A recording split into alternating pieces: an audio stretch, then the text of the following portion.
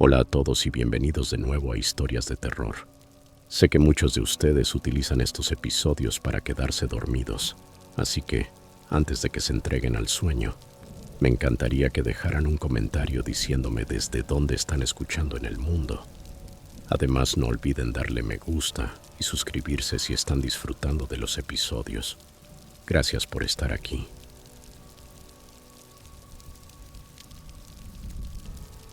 Historia 1. Hunter tenía 24 años cuando decidió aceptar un empleo como técnico del servicio forestal en el Bosque Nacional Olympic. Había algo en aquella lluvia incesante y en esos enormes árboles siempre verdes que lo llamaba. Algo primitivo, casi instintivo, que lo alejaba del ruido de Seattle y lo atraía hacia el silencio húmedo de la naturaleza salvaje. La crisis de vivienda en la ciudad había vuelto casi imposible encontrar un lugar asequible donde vivir. Así que cuando el servicio forestal le ofreció un puesto que incluía una pequeña cabaña en lo profundo del bosque lluvioso, Hunter no lo pensó dos veces. Aceptó la oportunidad sin dudarlo. El trabajo parecía bastante sencillo: supervisar el estado de los senderos, registrar la actividad de la fauna local y mantener la remota estación de guardabosques que funcionaba como punto de control para los excursionistas que se aventuraban hacia el interior del bosque. Lo que Hunter no imaginó fue cuán aislado estaría realmente aquel destino. La cabaña se encontraba al final de un camino de grava que serpenteaba entre abetos Douglas cubiertos de musgo y cedros rojos occidentales, tan enormes que sus troncos parecían tragarse la luz del día. En esa zona de la península olímpica, los árboles crecían con tanta densidad que incluso al mediodía el suelo del bosque permanecía sumido en un crepúsculo perpetuo. La lluvia caía sin descanso. A veces era apenas una neblina ligera suspendida en el aire como humo. Otras veces se convertía en aguaceros torrenciales que golpeaban el techo metálico de la cabaña con tanta fuerza que Hunter apenas podía escuchar sus propios pensamientos. El pueblo más cercano quedaba a unos 40 minutos en auto, bajando por caminos madereros embarrados que se volvían peligrosos durante las tormentas intensas. No había señal de teléfono celular. La única conexión con el mundo exterior era un teléfono satelital guardado bajo llave en una caja metálica dentro de la estación de guardabosques, reservado exclusivamente para emergencias. Hunter se adaptó a su nueva rutina con una facilidad sorprendente. Se despertaba cada mañana antes del amanecer, preparaba café en la pequeña estufa de propano y pasaba los días recorriendo a pie la red de senderos que cruzaban el bosque. Registraba árboles caídos, revisaba señales de erosión y de vez en cuando se encontraba con mochileros que siempre agradecían su conocimiento del terreno. El trabajo era físicamente exigente, pero mentalmente tranquilo. Por las noches regresaba a la cabaña, preparaba comidas sencillas y leía bajo la luz de una lámpara hasta que el cansancio lo vencía. El aislamiento que podría haber llevado a otros a la desesperación, para Hunter se sentía como un regalo. Siempre se había sentido cómodo en su propia compañía, y el bosque parecía recibirlo como si fuera uno de los suyos. Fue durante su tercera semana en la cabaña cuando Hunter notó por primera vez que algo no estaba bien. Había regresado después de un largo día de mantenimiento en los senderos y encontró que varios objetos dentro de la cabaña habían sido movidos. No de forma dramática, pero sí lo suficiente como para notarlo. La taza de café que había dejado sobre la encimera aquella mañana ahora estaba junto al fregadero. Un libro que había quedado cerrado sobre la mesa estaba abierto en una página distinta. La silla de su pequeño escritorio había sido empujada hacia atrás, como si alguien hubiera estado sentado allí. Hunter se quedó parado en la entrada, con el agua goteando desde su chaqueta impermeable sobre el piso de madera, intentando encontrar una explicación racional para lo que veía. Tal vez él mismo había movido esas cosas y lo había olvidado. Tal vez el aislamiento ya estaba jugando con su memoria. Revisó la puerta y las ventanas. Todo estaba cerrado con llave, exactamente como lo había dejado. A la mañana siguiente, Hunter logró convencerse de que había imaginado aquella alteración, pero cuando regresó esa noche, la sensación inquietante volvió, esta vez con mucha más fuerza. Los cambios eran más deliberados. Su cepillo de dientes había sido trasladado del baño a la encimera de la cocina. Un par de calcetines que había dejado sobre la cama estaban ahora cuidadosamente colocados en el suelo, junto a la puerta. Y lo más perturbador de todo, la pequeña fotografía enmarcada de su familia, que siempre mantenía en la mesa de noche, había sido puesta boca abajo. Hunter sintió cómo se le aceleraba el pulso mientras recorría la cabaña, revisando cada rincón, cada armario, cada espacio lo bastante grande como para que alguien pudiera esconderse. No encontró nada. Las puertas y ventanas seguían cerradas desde dentro. No había señales de entrada forzada, ni huellas de barro, ni indicios de que alguien hubiera estado allí. Sin embargo, la evidencia era imposible de negar. Alguien o algo había entrado en su cabaña mientras él no estaba. Durante los días siguientes, los incidentes aumentaron tanto en frecuencia como en extrañeza. Hunter empezó a memorizar exactamente dónde dejaba sus pertenencias cada mañana, creando una especie de prueba para determinar si estaba perdiendo la cordura o si de verdad estaba ocurriendo algo inexplicable. Cada noche al regresar, encontraba objetos movidos, reorganizados o trasladados a habitaciones completamente distintas. Su rasuradora apareció en el cajón de la cocina. Una camisa de franela que había colgado en el armario estaba extendida sobre el respaldo de una silla. Una lata de sopa de la despensa apareció colocada en medio del suelo del baño. Al principio los movimientos parecían aleatorios, pero poco a poco Hunter empezó a detectar un patrón. Los objetos siempre eran cosas que él usaba a diario, cosas personales. Era como si alguien estuviera estudiando sus hábitos, aprendiendo su rutina, catalogando su vida. Entonces llegó la noche en que Hunter descubrió las huellas. La lluvia se había detenido por primera vez en casi una semana. Se había acostado temprano, agotado después de un día especialmente pesado despejando árboles caídos del sendero principal. En algún momento alrededor de las 2 de la madrugada, despertó al escuchar ramas quebrándose fuera de la cabaña. Permaneció completamente inmóvil en la oscuridad, escuchando. El bosque nunca estaba en silencio absoluto, pero aquel sonido era diferente. Era intencional, rítmico, el sonido inconfundible de pasos rodeando la cabaña. Hunter salió de la cama y se acercó sigilosamente a la ventana, procurando no hacer ningún ruido. A través del vidrio manchado por la lluvia, no podía ver nada salvo sombras y las siluetas vagas de los árboles. Los pasos continuaban. Se movían despacio alrededor del perímetro de la cabaña, deteniéndose de vez en cuando, como si quien caminaba estuviera inspeccionando la estructura. Hunter permaneció junto a la ventana durante casi una hora, apenas respirando, hasta que los sonidos finalmente se desvanecieron en la distancia. Al amanecer, Hunter se puso las botas y salió a investigar. El suelo alrededor de la cabaña era lodo blando, todavía empapado por semanas de lluvia, y las huellas eran claramente visibles. Formaban un círculo completo alrededor de la cabaña, pasando por debajo de cada ventana y deteniéndose frente a ambas puertas. Las huellas eran recientes, hechas en algún momento durante la noche, y pertenecían a unas botas parecidas a las que usaba Hunter. Pero lo que lo heló hasta lo más profundo fue darse cuenta de que quien las había dejado se había detenido durante varios minutos frente a cada ventana. Las marcas eran más profundas allí donde la persona se había quedado quieta, como si hubiera estado observándolo dormir. Hunter fotografió las huellas con su cámara personal y las midió lo mejor que pudo. Eran aproximadamente talla 11, un poco más grandes que sus propios pies. Siguió el rastro hacia el bosque, pero después de unos 50 metros, las huellas simplemente desaparecieron. No había indicios de dónde había venido esa persona ni hacia dónde se había ido. La semana siguiente trajo consigo un nuevo nivel de terror que Hunter jamás habría imaginado posible. Empezó a encontrar sus propias pertenencias fuera de la cabaña, colocadas en el bosque como si alguien estuviera construyendo un santuario. Una camiseta que llevaba días desaparecida estaba colgada sobre una rama baja, justo más allá de la línea de árboles. Su pasta dental había sido exprimida formando una línea sobre un tronco caído. Un par de calzoncillos suyos había sido metido dentro del hueco de un cedro.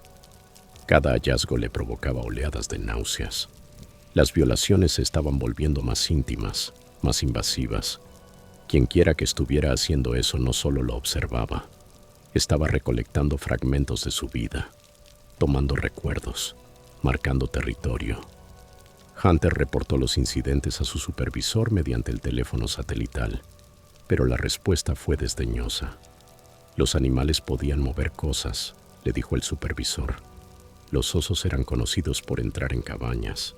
Tal vez un mapache curioso estaba reorganizando objetos. Las huellas podían pertenecer a un excursionista que se había perdido y tropezó con la cabaña en la oscuridad.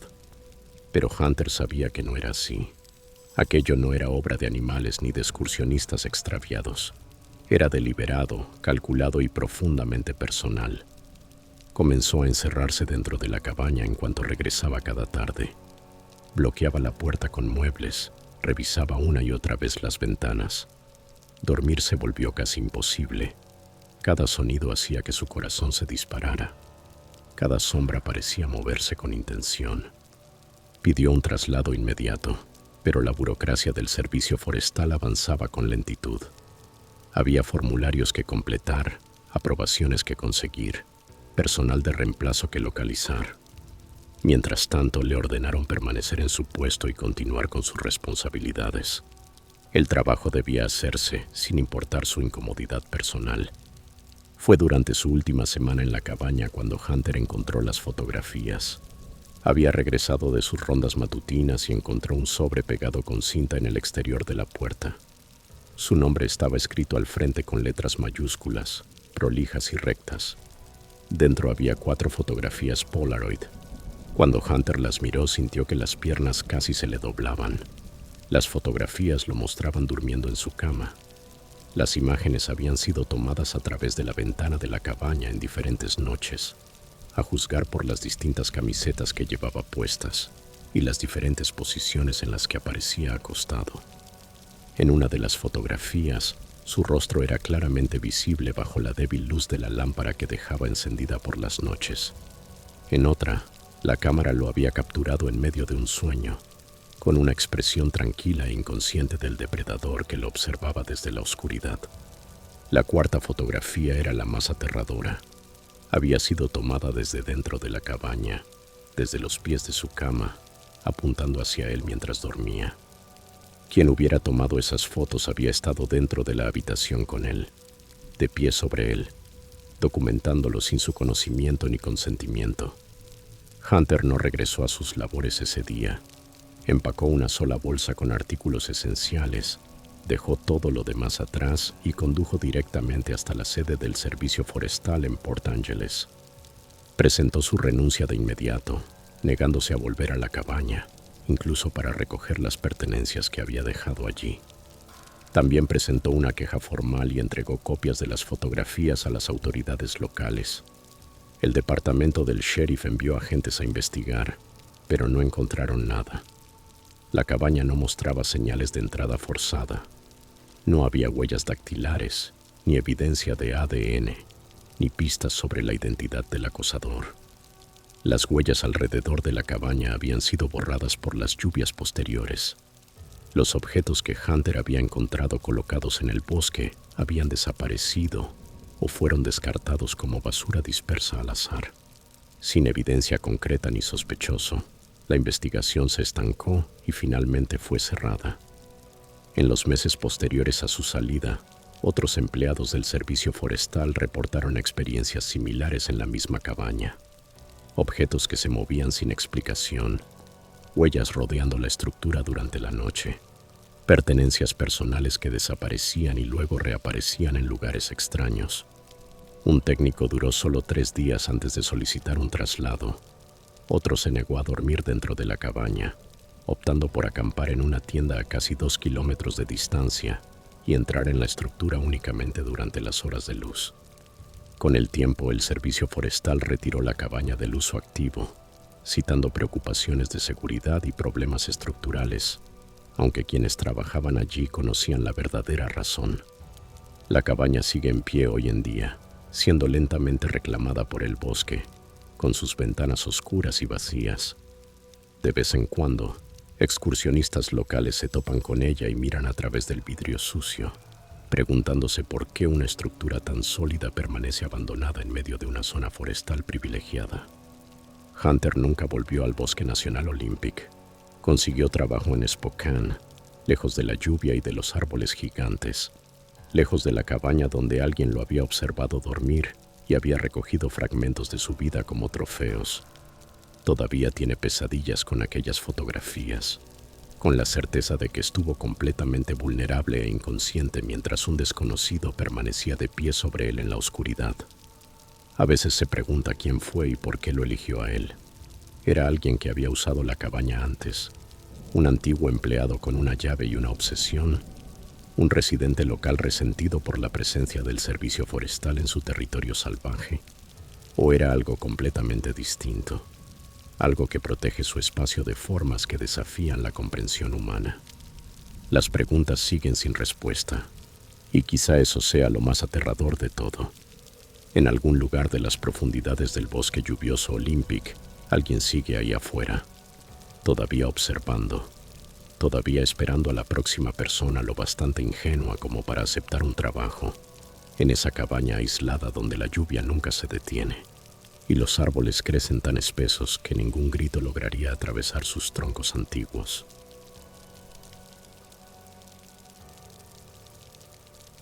Historia 2. Brooklyn y Jonathan tenían ambos alrededor de 20 y tantos años en aquel momento. Eran excursionistas con experiencia, personas que creían conocer bien los senderos de las montañas Cascade. Habían planeado aquella excursión de mochilero de 3 días durante meses, eligiendo con sumo cuidado una ruta que atravesaba algunas de las zonas silvestres más remotas del estado de Washington. Las North Cascades eran conocidas por su clima impredecible y por su terreno difícil, pero precisamente eso era lo que los atraía a la región. Brooklyn trabajaba como diseñadora gráfica en Seattle y ansiaba escapar del mundo digital. Jonathan era ingeniero de software y pasaba la mayor parte de sus horas despierto mirando pantallas de computadora. Para ambos aquellas salidas a la naturaleza significaban mucho más que simple recreación. Eran recordatorios necesarios de que existía un mundo más allá de los límites de la vida urbana. Un mundo de bosques antiguos y lagos cristalinos, donde las preocupaciones humanas parecían insignificantes bajo picos gigantescos que habían permanecido allí durante milenios.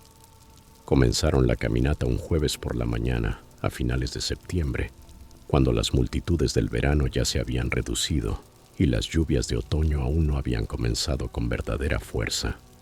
El inicio del sendero se encontraba al final de un camino del servicio forestal al que solo podían acceder vehículos con buena altura libre.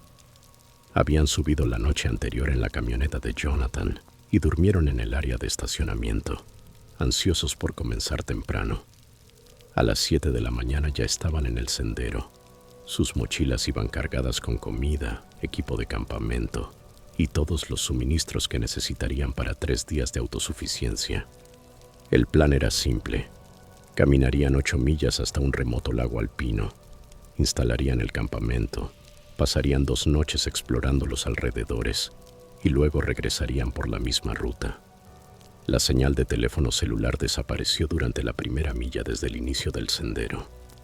La baliza satelital de emergencia que Jonathan llevaba en su mochila era su única conexión con la civilización, reservada únicamente para situaciones de vida o muerte. El primer día de caminata fue espectacular. El sendero ascendía de forma constante a través de un bosque antiguo. El aire estaba cargado con el aroma del cedro y del pino. El musgo colgaba de las ramas como cortinas verdes. Los helechos cubrían el suelo del bosque como una alfombra espesa. Cruzaron varios arroyos sobre puentes improvisados de troncos, con el agua fluyendo clara y helada desde el deshielo glaciar de las zonas altas de la montaña. A media tarde, habían subido por encima de la línea de árboles y entraron en un paisaje de granito y brezo. El lago apareció ante ellos justo antes del atardecer, un espejo perfecto de agua turquesa, encajado en un circo natural de picos irregulares. Montaron la tienda en una zona plana cerca de la orilla, cocinaron la cena en su estufa portátil de mochilero y observaron cómo las estrellas iban apareciendo una a una mientras la oscuridad descendía sobre las montañas. Aquella primera noche transcurrió sin ningún incidente. Durmieron profundamente, agotados por la larga subida, y despertaron con escarcha sobre la cubierta exterior de la tienda y con el aliento visible en el aire frío de la montaña. Después de un desayuno tranquilo, pasaron el día explorando la zona alrededor del lago. Treparon por una cresta cercana para obtener mejores vistas, fotografiaron marmotas tomando el sol sobre las rocas y descubrieron una serie de pequeños tarns, lagunas alpinas, escondidas en un valle colgante por encima del lago principal. Al caer la tarde regresaron al campamento. Estaban cansados, pero satisfechos. Prepararon la cena mientras el sol se ocultaba detrás de los picos del oeste, pintando el cielo con tonos naranjas y morados que se reflejaban perfectamente en la superficie inmóvil del lago. Era el tipo de atardecer que justificaba cada paso difícil de la subida. En algún momento alrededor de la medianoche, Brooklyn despertó al escuchar voces. Al principio pensó que estaba soñando. Las voces sonaban lejanas, apagadas, apenas audibles por encima del susurro del viento entre las rocas. Pero mientras permanecía acostada en la oscuridad, ya completamente despierta, los sonidos continuaron. Risas, varias voces hablando unas encima de otras, la cadencia inconfundible de una conversación humana resonando a través del paisaje vacío. Brooklyn estiró la mano y sacudió a Jonathan para despertarlo. Él escuchó durante un momento, con una expresión de confusión iluminada por el débil resplandor de la linterna frontal que acababa de encender. Ahora ambos podían oírlo con claridad. Voces en algún lugar de la oscuridad más allá de su campamento. Pero eso no tenía sentido. No habían visto a ningún otro excursionista en el sendero. El área de estacionamiento al inicio de la ruta había estado vacía, salvo por la camioneta de Jonathan. Ese lago se encontraba a millas de cualquier campamento establecido, accesible solo mediante una navegación difícil a campo traviesa. ¿Quién podría estar allí afuera? Jonathan abrió el cierre de la tienda y salió, recorriendo el paisaje con el haz de luz de su linterna frontal. La luz no reveló nada más que rocas y la extensión oscura del lago. Las voces se detuvieron en el mismo instante en que él abrió la tienda. El silencio que siguió fue absoluto, roto únicamente por los latidos acelerados del corazón de Brooklyn. Ella salió también y juntos examinaron la zona con sus luces. Nada se movía. No se veían tiendas. No brillaban fogatas en la distancia. Después de varios minutos buscando y llamando sin recibir respuesta, se convencieron de que el sonido había sido algún engaño acústico de las montañas. El viento canalizado por valles estrechos podía producir efectos extraños. Tal vez habían escuchado ecos de su propia conversación de horas antes, de alguna forma retrasados y distorsionados por el terreno. Era una explicación débil, pero resultaba mejor que la alternativa. Regresaron a la tienda e intentaron dormir, pero para Brooklyn fue imposible. Cada pequeño sonido parecía amplificado. El roce de la tela de la tienda, el llamado lejano de un búho, el crujido de las rocas al asentarse mientras bajaba la temperatura. Permaneció despierta durante horas, mirando fijamente el techo de nylon de la tienda, hasta que el agotamiento finalmente la venció poco antes del amanecer. Cuando despertaron a la mañana siguiente, lo ocurrido durante la noche anterior parecía menos amenazante bajo la luz clara del día.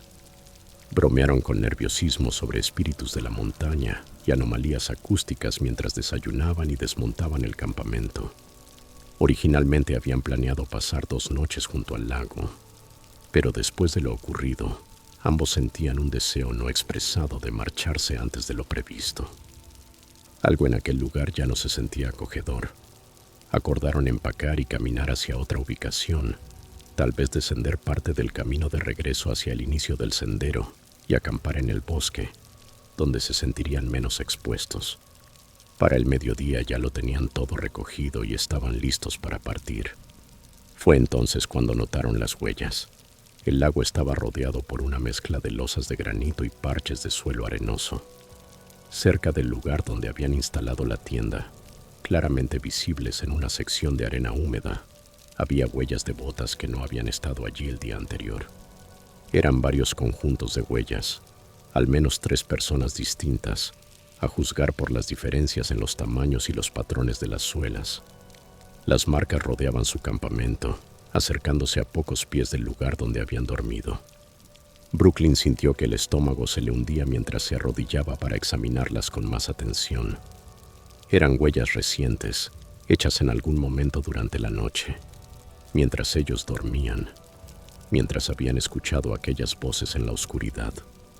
Personas habían estado caminando alrededor de su tienda. Jonathan sacó de inmediato la baliza satelital, pero Brooklyn lo detuvo. Todavía no tenían una emergencia, solo una situación extremadamente perturbadora. Si pedían rescate en ese momento, podrían cobrarles miles de dólares y quizá enfrentar multas por mal uso de recursos de emergencia. Ambos eran excursionistas capaces. Era pleno día. Tenían comida y agua suficientes. Lo lógico era recoger todo y salir de allí de inmediato. Y eso fue lo que decidieron hacer. Se cargaron las mochilas al hombro y comenzaron a descender por el sendero, caminando rápido y hablando muy poco. El bosque que durante la subida les había parecido tan hermoso, ahora se sentía opresivo y claustrofóbico. Cada sonido los hacía sobresaltarse. Cada sombra parecía ocultar una amenaza. Llegaron a la línea de árboles a primeras horas de la tarde y habían recorrido quizá la mitad de la distancia de regreso al inicio del sendero cuando Brooklyn se detuvo de golpe. Tomó a Jonathan del brazo y señaló hacia atrás, en dirección al camino. 3 figuras eran visibles tal vez a 100 yardas detrás de ellos, avanzando rápido y reduciendo la distancia. Definitivamente los estaban siguiendo. No había duda. En el instante en que Brooklyn y Jonathan se detuvieron, las figuras también se detuvieron. Cuando ellos reanudaron la marcha, las figuras volvieron a avanzar. Jonathan gritó hacia ellos exigiendo saber quiénes eran y qué querían. No hubo respuesta. Las figuras simplemente permanecieron allí, silenciosas e inmóviles, observando. Brooklyn sintió un terror como nunca antes había experimentado. Aquello estaba mal de todas las maneras posibles. La gente no se comportaba así en la naturaleza.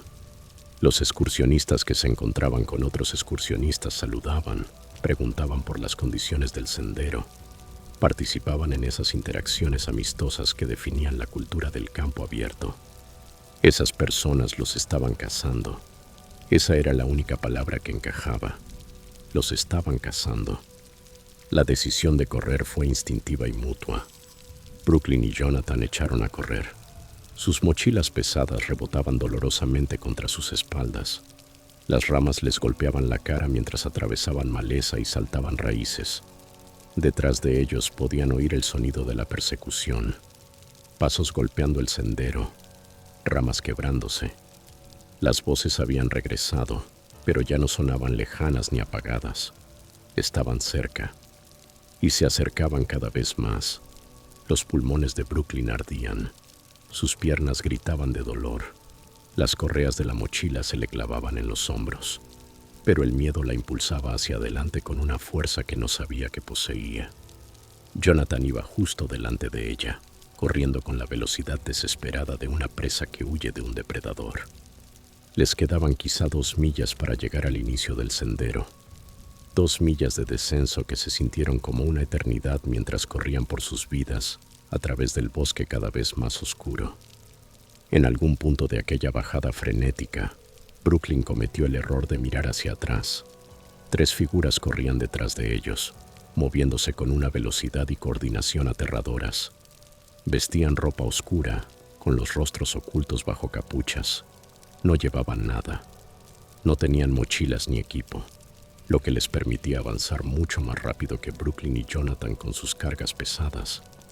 Ella le gritó a Jonathan que corriera más rápido, pero ya estaban corriendo al límite absoluto de sus fuerzas. Entonces su pie se enganchó en una raíz y cayó con fuerza. El impacto le sacó el aire de los pulmones. Jonathan frenó de golpe, derrapó sobre el terreno y la levantó tirando de ella. Las figuras estaban cerrando la distancia. 50 yardas. 40. Ahora podían oír su respiración pesada y rítmica. Brooklyn pensó con absoluta certeza que iban a morir allí. Que fuera lo que fuera que esas personas querían, no era preguntar por el estado del sendero ni compartir historias alrededor de una fogata. Entonces, de forma milagrosa, imposible, irrumpieron fuera de los árboles y llegaron al área de estacionamiento. La camioneta de Jonathan estaba exactamente donde la habían dejado 3 días antes. Corrieron hacia ella, torpemente buscando las llaves, abriendo las puertas, lanzando las mochilas a la caja de la camioneta sin molestarse en asegurarlas. Jonathan encendió el motor, puso la camioneta en reversa y luego en marcha. Las llantas escupieron grava mientras aceleraban por el camino del servicio forestal. Brooklyn se giró en su asiento para mirar hacia atrás. Las 3 figuras se habían detenido en el borde del estacionamiento.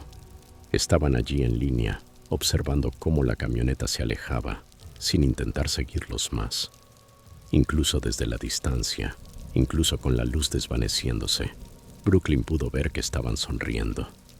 El descenso por la montaña fue una confusión de imágenes borrosas.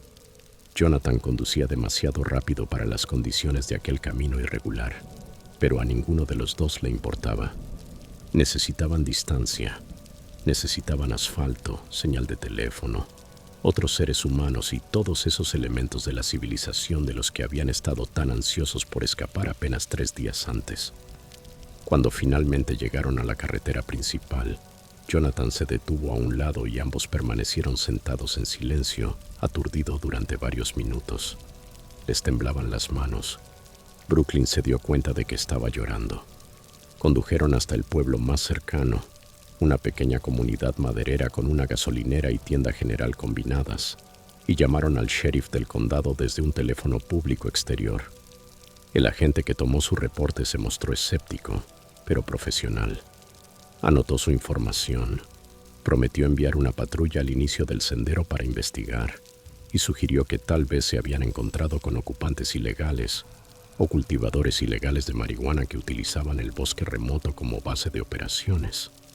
2 días después, el departamento del sheriff los llamó de vuelta. Una búsqueda en la zona alrededor del lago y del inicio del sendero reveló evidencia de campamentos recientes, incluyendo círculos de fogata y basura, pero ningún rastro de las personas con las que Brooklyn y Jonathan se habían topado. Más inquietante fue lo que los equipos de búsqueda encontraron cerca del lago. Un escondite de suministros había sido ocultado en una grieta entre las rocas, por encima de la orilla.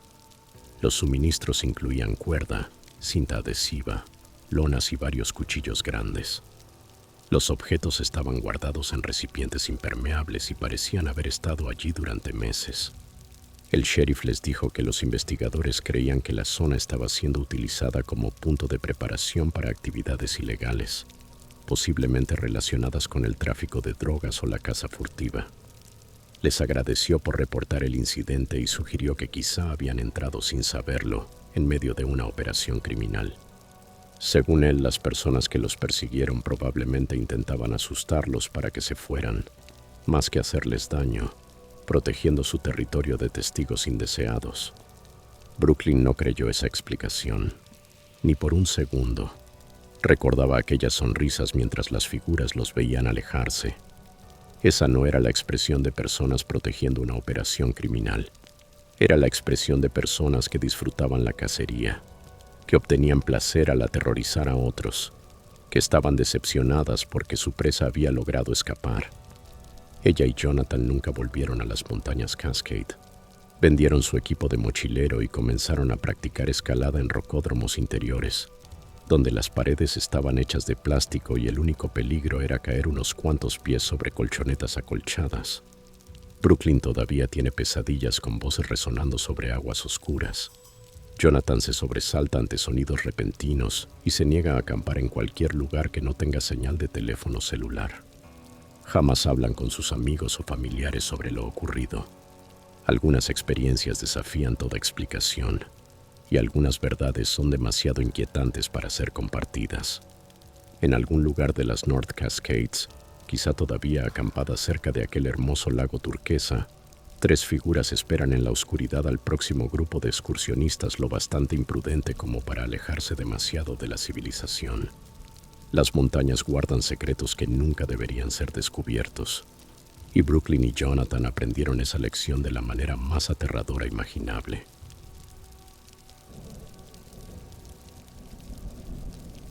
Historia 3. La siguiente historia ocurrió en 2019, cuando Skyler trabajaba como investigadora de vida silvestre destinada cerca del bosque lluvioso Ho. Para ella, aquel puesto era un sueño hecho realidad. Era la oportunidad de estudiar uno de los bosques templados más diversos biológicamente del mundo, mientras recibía un salario modesto que alcanzaba para cubrir sus gastos básicos. El trabajo exigía largas horas en el campo, rastrear manadas de alces, documentar especies de plantas y recopilar datos sobre el complejo ecosistema que prosperaba en la humedad constante de la península olímpica. Era una labor físicamente agotadora e intelectualmente estimulante, exactamente lo que Skyler había esperado encontrar cuando terminó su maestría en biología de vida silvestre. Solo había un problema. Encontrar vivienda cerca del bosque lluvioso Ho era casi imposible. La zona era remota, poco poblada, y la mayoría de los alquileres disponibles eran propiedades vacacionales de verano cuyos dueños se negaban a rentarlas durante todo el año a investigadores. Skyler pasó semanas buscando alojamiento hasta que finalmente encontró una publicación en un grupo de vivienda de Facebook. El anuncio era simple y directo. Cabaña privada disponible para alquiler a largo plazo. Totalmente amueblada, servicios incluidos. Ubicación tranquila cerca de caminos de acceso al bosque. La renta era sorprendentemente asequible, muy por debajo del precio habitual en la zona, algo que debió haber sido su primera señal de advertencia. Pero Skyler estaba desesperada y se estaba quedando sin opciones. El puesto de investigación comenzaba en 2 semanas y no podía permitirse rechazar el trabajo solo porque no tenía dónde vivir. Le escribió al propietario, un hombre que se identificó únicamente como David. Él respondió en cuestión de minutos, explicando que se había mudado recientemente al extranjero por motivos de salud y que estaba alquilando su cabaña para ayudar a cubrir la hipoteca. No podía mostrarle la propiedad en persona, pero su hermano vivía cerca y podía darle acceso para una visita. Cuando Skyler llegó para conocerla, la cabaña superó sus expectativas. Estaba situada al final de un camino de grava, rodeada de enormes picias de Sitka y tsugas occidentales. El interior era rústico, pero estaba bien cuidado. Tenía una estufa de leña, una cocina pequeña pero funcional y un dormitorio con grandes ventanas que daban directamente al bosque. Los muebles eran escasos, aunque suficientes. Una cama, una mesa con 2 sillas, un sofá gastado y varias estanterías llenas de guías de naturaleza y diarios de campo. El hermano de David, un hombre callado de mediana edad que se presentó como Tom, la acompañó por la propiedad y respondió sus preguntas sobre los servicios y la recolección de basura. Todo parecía legítimo. Tom le entregó un juego de llaves y le dijo que se tomara su tiempo para mirar alrededor. Se marchó antes de que ella terminara de explorar, indicándole que cerrara con llave y dejara las llaves en el buzón cuando acabara. Skyler firmó el contrato de arrendamiento por correo electrónico esa misma noche. David le envió un acuerdo de alquiler estándar. Ella transfirió el primer mes de renta y el depósito de seguridad, y en 3 días ya estaba mudando sus pertenencias a la cabaña. Las primeras semanas fueron tranquilas y sin incidentes. Se adaptó a una rutina de madrugadas en el campo, largas caminatas entre vegetación espesa, seguimiento de animales salvajes y noches silenciosas en la cabaña, revisando sus datos y preparando informes. El aislamiento no le molestaba, de hecho lo agradecía. Después de años viviendo en apartamentos abarrotados con compañeros ruidosos durante sus estudios universitarios, la soledad del bosque lluvioso se sentía como un regalo. Tenía muy poco contacto con David. Él le enviaba un correo breve al inicio de cada mes confirmando que había recibido el pago de la renta y preguntando si todo estaba bien con la propiedad. Ella siempre respondía que sí, que todo estaba en orden. Fue durante su 4ª semana en la cabaña cuando los mensajes de David empezaron a cambiar. Al principio el cambio fue sutil, apenas perceptible. Le preguntó por su investigación, mostrando interés en los animales que estaba estudiando. Skyler no le dio importancia. Muchos propietarios hacían conversación con sus inquilinos, y David parecía realmente curioso por la ecología de la zona. Ella le respondía con resúmenes breves de su trabajo, describiendo las poblaciones de alces y las dificultades de avanzar por el bosque denso. Pero entonces las preguntas de David se volvieron más específicas, y fue ahí cuando los primeros indicios de inquietud comenzaron a deslizarse en su mente. Le preguntó por el impermeable azul que usaba durante su trabajo de campo. ¿Cómo sabía que era azul? Ella nunca le había enviado fotografías. Mencionó que mantenía sus cuadernos de campo sobre la mesa de la cocina.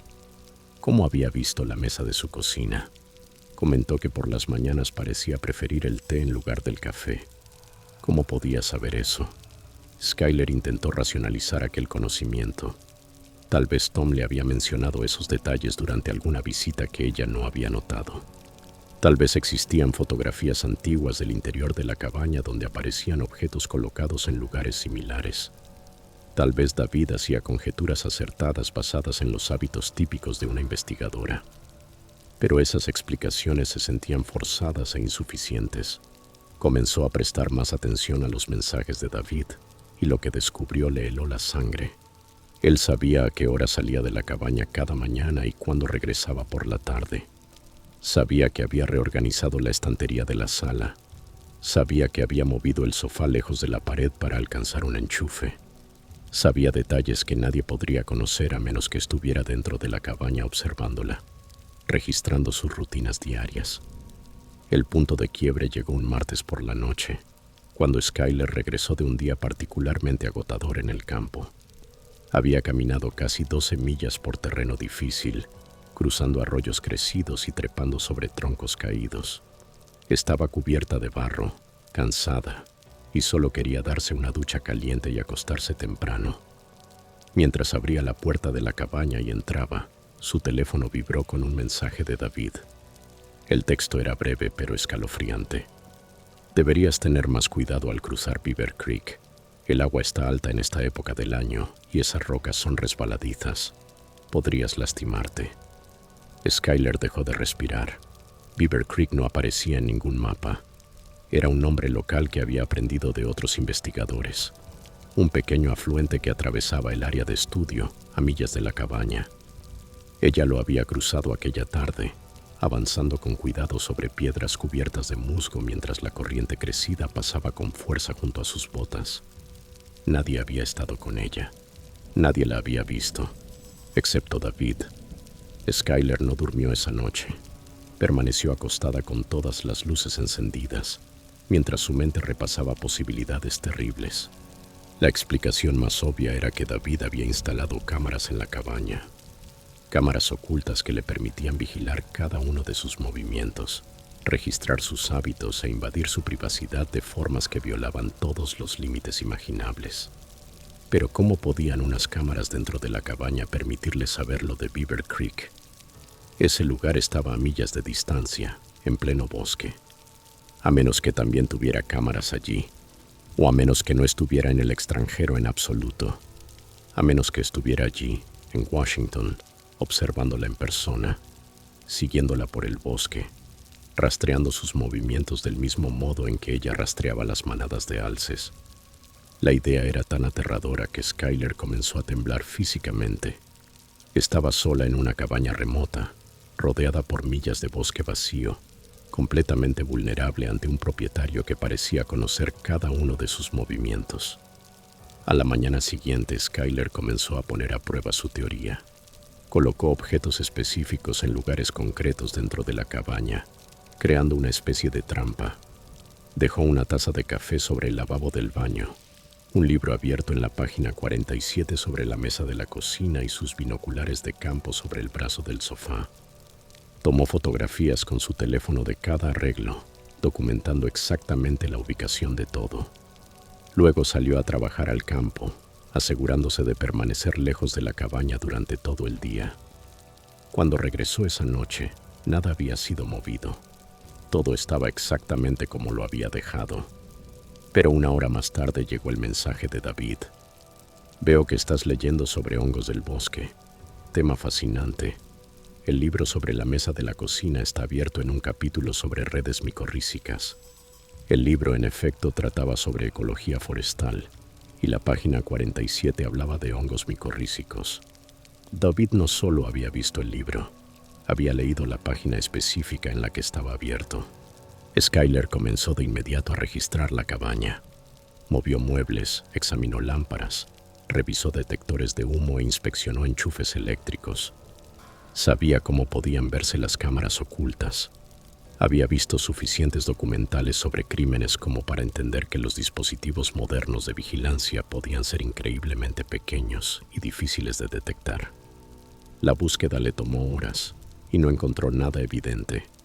No había lentes diminutos, ni modificaciones sospechosas en objetos domésticos, ni cables en lugares donde no debían estar. Pero la cabaña era antigua y tenía muchas características arquitectónicas donde podían ocultarse dispositivos. Vigas de madera expuestas, nudos decorativos en los paneles de pino, lámparas antiguas con accesorios de latón. Cualquiera de esos lugares podía esconder una cámara lo bastante pequeña como para pasar desapercibida en una inspección casual. Necesitaba ayuda profesional, pero no sabía a quién llamar ni si sus sospechas serían tomadas en serio. La situación escaló de forma dramática cuando Skyler dejó la cabaña para asistir a una conferencia de fin de semana en Seattle. Le había informado a David semanas antes que estaría fuera, cumpliendo con el requisito de su contrato de avisar al propietario sobre ausencias prolongadas. Condujo las 3 horas hasta Seattle el viernes por la tarde, asistió a 2 días de presentaciones y eventos de networking y regresó a la cabaña tarde el domingo por la noche. Mientras se acercaba al camino de entrada, los faros de su auto iluminaron un vehículo estacionado cerca de la cabaña. Un vehículo oscuro, uno que no reconocía. El corazón le golpeó con fuerza mientras reducía la velocidad. ¿Quién estaría en su cabaña? El vehículo se marchó rápidamente, acelerando por el camino de grava antes de que ella pudiera acercarse lo suficiente como para ver la matrícula. Skyler estacionó y corrió hacia la cabaña, forcejeando con las llaves, aterrada por lo que pudiera encontrar dentro. A primera vista todo parecía normal. No había señales de entrada forzada. No faltaba nada de forma evidente. Ningún objeto parecía claramente alterado. Pero Skyler podía sentir que algo estaba mal. El aire dentro de la cabaña se sentía diferente, como si alguien hubiera estado moviéndose recientemente por las habitaciones. Revisó el dormitorio y se quedó paralizada. Su almohada había sido movida, no de manera evidente, solo desplazada ligeramente de la posición en la que la había dejado. Sobre su cómoda, una botella de loción había sido abierta y trasladada del lado izquierdo al lado derecho.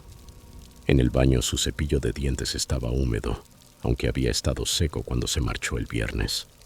Alguien había estado en la cabaña. Alguien había tocado sus cosas. Alguien había usado su cepillo de dientes. La violación de su intimidad fue tan profunda, tan personal, que Skyler sintió náuseas. Salió corriendo y vomitó entre los arbustos junto a la cabaña, con todo el cuerpo temblando de miedo y asco. Skyler no volvió a entrar esa noche. Subió a su auto, condujo hasta el pueblo más cercano, se registró en un motel y llamó a la policía. El agente que respondió tomó su declaración, pero pareció escéptico ante sus afirmaciones. Sin evidencia de entrada forzada o robo, poco podía hacer la policía. No podían probar que alguien hubiera estado dentro de la cabaña. No podían demostrar que David la estuviera vigilando.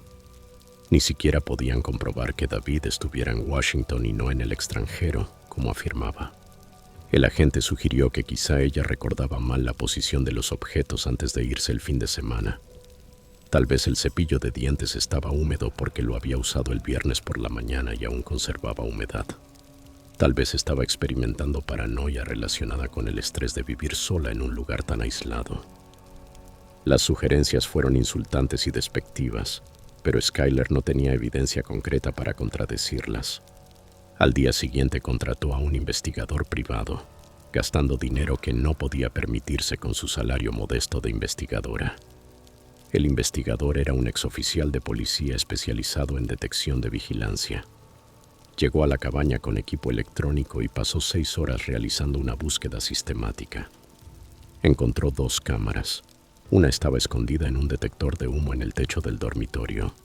La otra estaba oculta dentro de un búho decorativo de madera que reposaba en un estante de la sala. Ambas cámaras eran inalámbricas y transmitían a un receptor que podía encontrarse en cualquier punto dentro de un radio de media milla.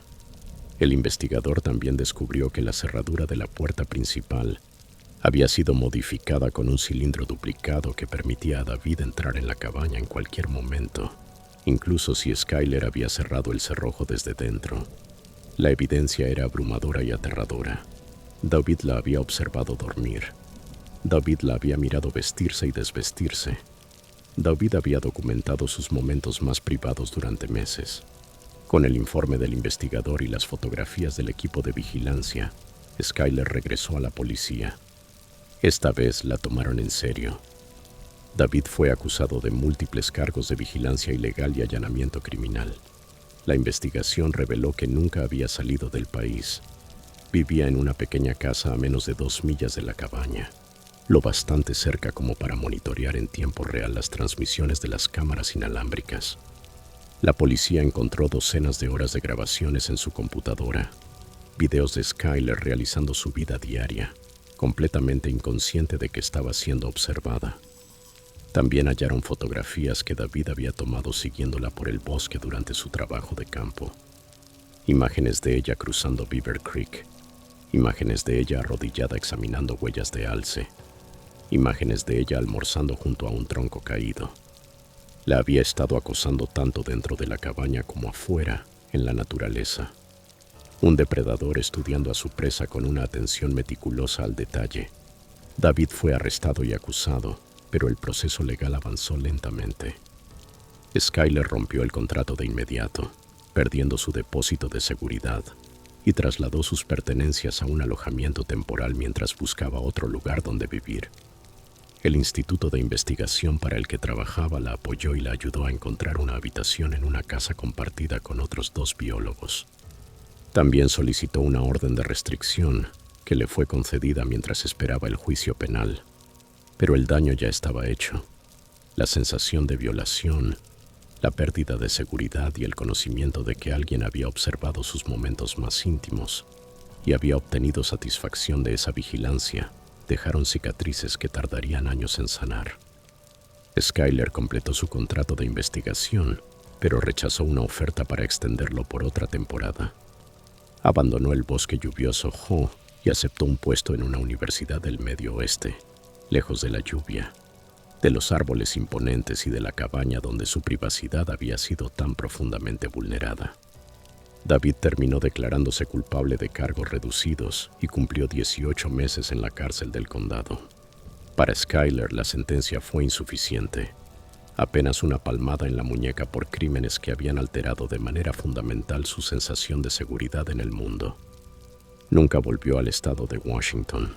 El bosque lluvioso, que alguna vez había representado oportunidad y aventura, pasó a significar terror y traición. A veces, tarde en la noche, cuando está despierta en su apartamento a miles de millas de distancia, Skyler se pregunta si David ya habrá salido de la cárcel, si habrá encontrado otra víctima, si alguna otra joven está alquilando aquella cabaña y viviendo su vida sin saber que unos ojos la observan desde cámaras ocultas y que unos pasos la siguen entre los árboles. Ese pensamiento la atormenta, pero no hay nada más que pueda hacer. Denunció lo ocurrido, testificó en la corte, advirtió a otras personas en grupos de vivienda en línea sobre los peligros de los anuncios de alquiler demasiado buenos para ser verdad en ubicaciones aisladas. Pero depredadores como David siguen existiendo, y la naturaleza salvaje, que parece tan tranquila y vacía, a veces alberga al peor tipo de monstruo humano.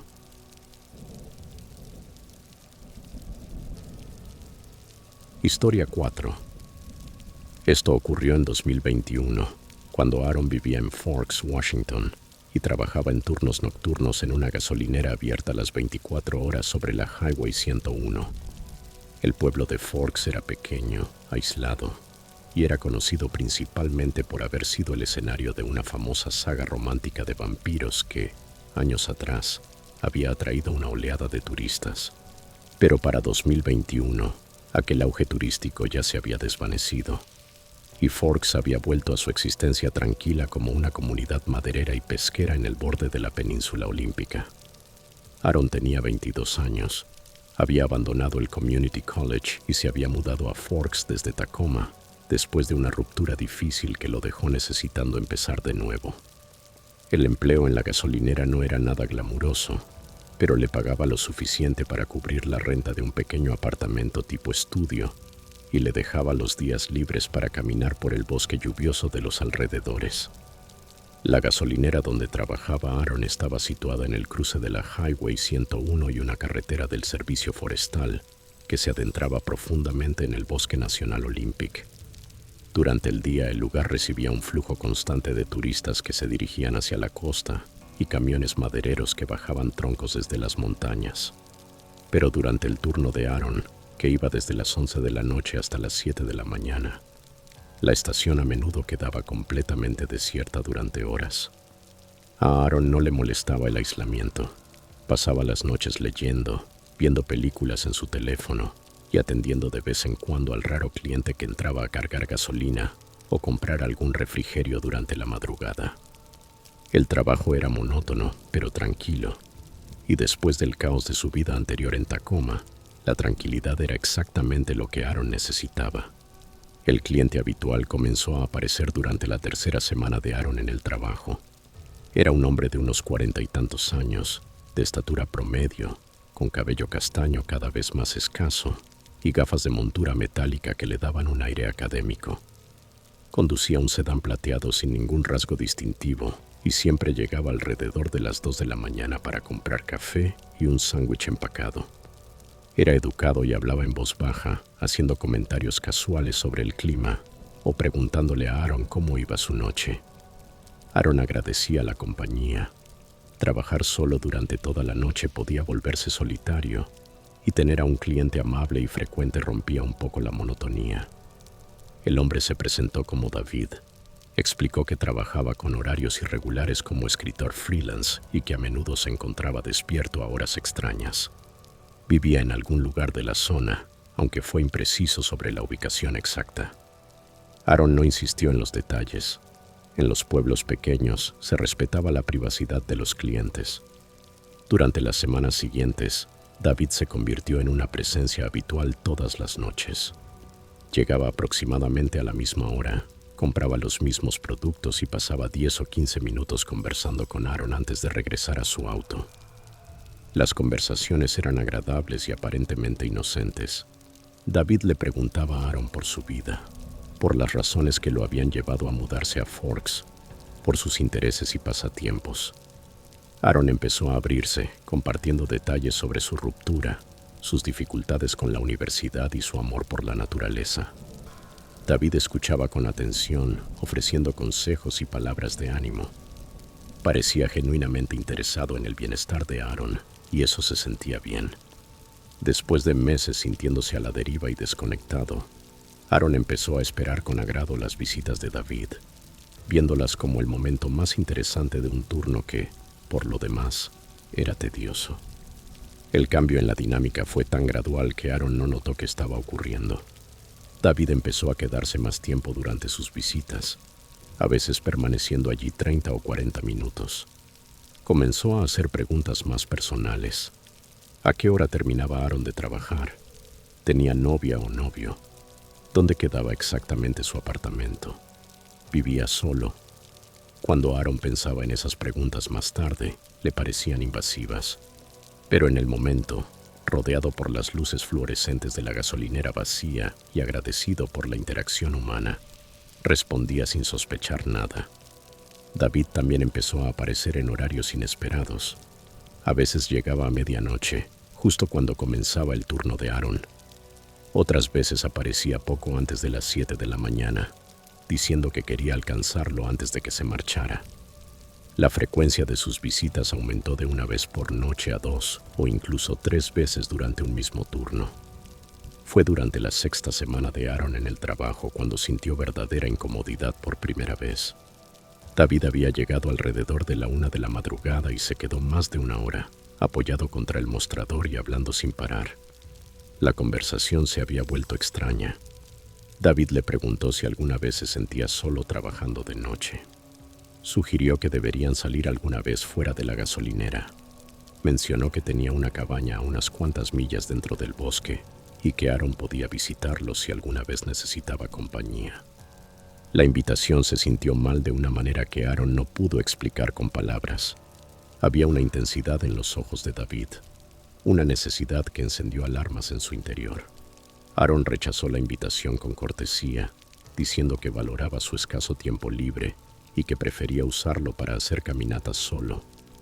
La expresión de David se oscureció apenas por un instante antes de sonreír y decir que lo entendía. Pero cuando se marchaba aquella noche, se detuvo en la puerta, se volvió hacia Aaron y dijo algo que le heló la sangre.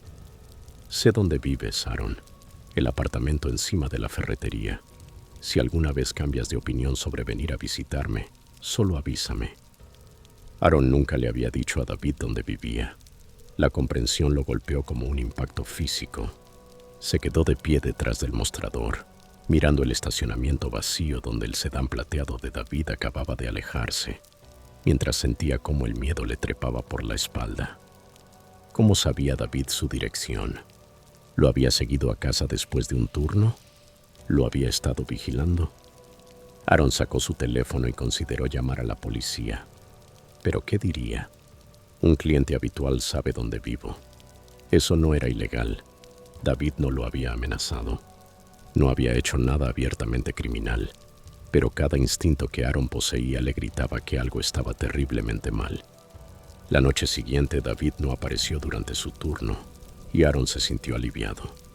Tal vez David había notado su incomodidad y había decidido comprar su café en otro lugar. Pero cuando Aaron caminó hacia su auto en el área de estacionamiento de empleados detrás de la gasolinera a las 7 de la mañana, encontró un papel doblado bajo el limpiaparabrisas. La nota estaba escrita a mano con letras mayúsculas, ordenadas y rectas. «Extrañé verte anoche. Espero que no me estés evitando. Tenemos conversaciones tan buenas. Siento que existe una conexión real entre nosotros». La nota estaba firmada con el nombre de David e incluía un número de teléfono. Aaron arrugó el papel y lo tiró en un bote de basura cercano, con las manos temblando. Aquello había cruzado una línea. Ya no era un cliente amable, era algo mucho más siniestro.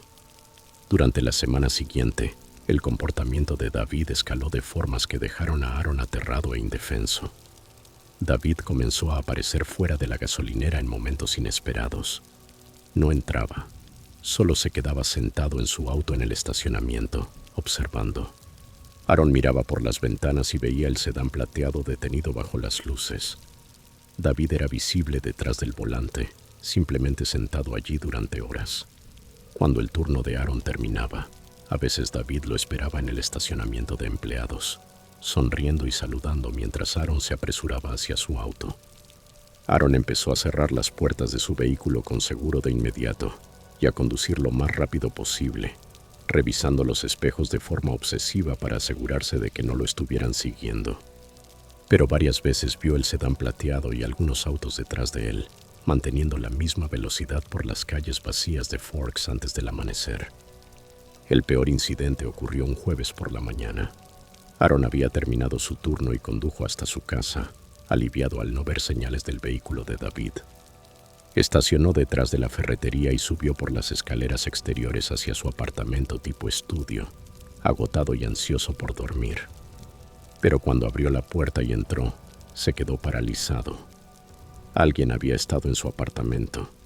Nada estaba claramente destruido o robado, pero pequeños detalles estaban mal. Su correspondencia, que había dejado apilada sobre la encimera de la cocina, había sido organizada en montones ordenados. La taza de café que había dejado en el fregadero ahora estaba en el escurridor, lavada y seca. Lo más inquietante de todo era que su cama estaba hecha con una precisión casi hospitalaria, algo que Aaron nunca hacía.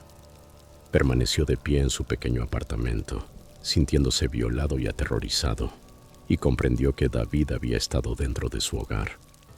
Aaron llamó a la policía de inmediato. 2 agentes llegaron en menos de 20 minutos y tomaron su reporte en serio. Documentaron las señales de entrada no autorizada, fotografiaron los objetos reorganizados y tomaron huellas dactilares, aunque le advirtieron a Aaron que, a menos que encontraran una coincidencia en el sistema, Las huellas por sí solas no serían suficientes para identificar al intruso. Aaron les contó todo sobre David, el comportamiento cada vez más intenso, las notas, la vigilancia. Los agentes le aseguraron que investigarían y le aconsejaron documentar cualquier contacto futuro. También sugirieron que considerara solicitar una orden de restricción si el comportamiento de David continuaba. Mientras tanto, organizaron patrullajes más frecuentes por la zona y le dieron a Aaron números de contacto directo para situaciones no urgentes. David apareció en la gasolinera esa misma noche. Entró a su hora habitual, las 2 de la madrugada. Sonrió a Aaron y se acercó al mostrador como si nada hubiera cambiado. El corazón de Aaron latía tan fuerte que pensó que podría desmayarse. Le dijo a David que ya no era bienvenido en la estación y que debía irse de inmediato. La sonrisa de David no desapareció. ¿Por qué estás siendo tan poco amable, Aaron? Creí que éramos amigos. Aaron estiró la mano hacia el teléfono para llamar a la policía, pero David levantó las manos en un gesto de paz. Está bien, me iré, pero estás cometiendo un error. Podríamos tener algo especial. Salió lentamente, manteniendo contacto visual durante todo el tiempo, y se marchó en su auto. Aaron no volvió a ver a David después de aquella noche, pero el miedo no disminuyó.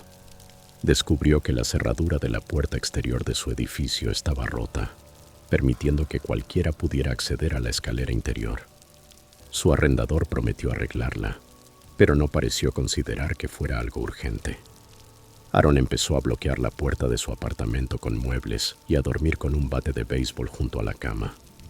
Cambió su horario de trabajo, solicitando turnos diurnos, pero el dueño de la gasolinera le dijo que necesitaban cobertura nocturna y que no podía acomodar el cambio sin contratar a otra persona.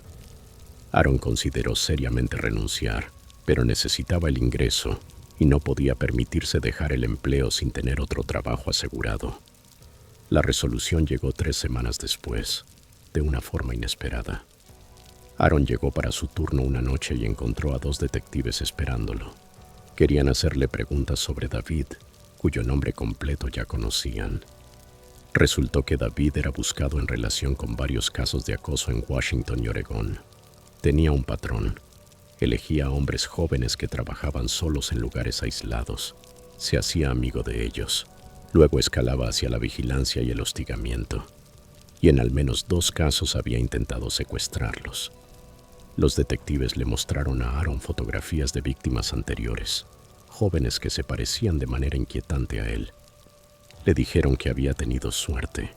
Su decisión de denunciar temprano e involucrar a la policía probablemente había evitado un incidente mucho más grave.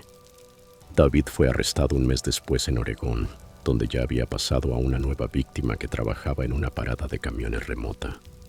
Fue acusado de múltiples cargos de acoso, robo con allanamiento e intento de secuestro. A Aaron le pidieron testificar en el caso de Washington, y lo hizo, aunque la experiencia lo dejó emocionalmente agotado. David se declaró culpable para evitar el juicio y recibió una sentencia de 10 años. Pero el daño al sentido de seguridad de Aaron fue profundo y duradero. Renunció a su empleo en la gasolinera y regresó a Tacoma, incapaz de soportar por más tiempo el aislamiento de Forks. Lucha con ansiedad y paranoia, revisando cerraduras varias veces, evitando conversaciones con desconocidos y observando siempre su entorno en busca de amenazas. Aaron comparte su historia de vez en cuando en foros de internet, con la esperanza de advertir a otros sobre los peligros del aislamiento y sobre los depredadores que buscan personas vulnerables en lugares remotos. Quiere que la gente entienda que la amabilidad puede usarse como un arma, que la bondad de los extraños debe recibirse con una dosis saludable de escepticismo, y que confiar en tus instintos cuando algo se siente mal puede salvarte la vida. Los bosques lluviosos de Washington son hermosos y majestuosos, pero también son hogar de personas que usan esa belleza y ese aislamiento para cazar a quienes se alejan demasiado de la seguridad.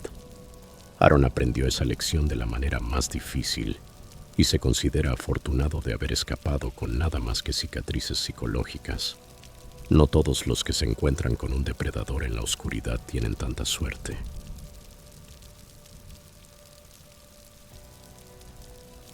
Historia 5.